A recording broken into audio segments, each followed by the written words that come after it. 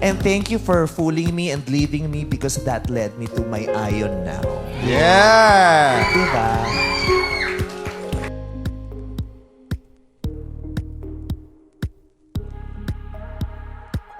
Labis-labis ang pasasalamat ni Unkaboggable Star Vice Ganda sa panlolokong ginawa sa kanya ng ex-partner niya noong mga panahon na performer siya sa bansang Guam.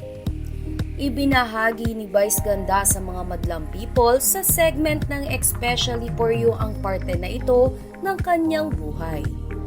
Ayon kay Vice Ganda, 6 months ako sa Guam, performer ako doon. So nire-renew ako ng manager ko na gusto nila another 6 months. Sabi ko, hindi, gusto ko nang umuwi kasi mamamatay na ako. Gusto ko nang makasama yung jowa ko. Pagdating ko, sinundo ako sa airport. Diretso kami ng SM North para bumili ng PlayStation kasi gusto niya ng PlayStation. Pag uwi namin, nakikipaghiwalay siya kasi may nabuntis siya. Pero nagpabili pa siya ng PlayStation. Kinuha niya lahat, yung pasalubong ko, lahat kinuha niya. Pero nung gabi, nakabuntis siya. Sinabi niyang meron akong girlfriend, tapos buntis siya.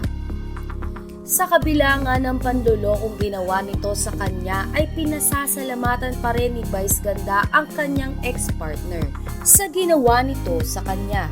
Dahil kung hindi umano ito ginawa noon ng kanyang ex-boyfriend ay hindi niya maihahanda ang kanyang sarili sa mga pinagdadaanan nito sa buhay. Thank you because you prepared me to be who I am right now. Thank you for fooling me and leaving me because that led me to my Ion now.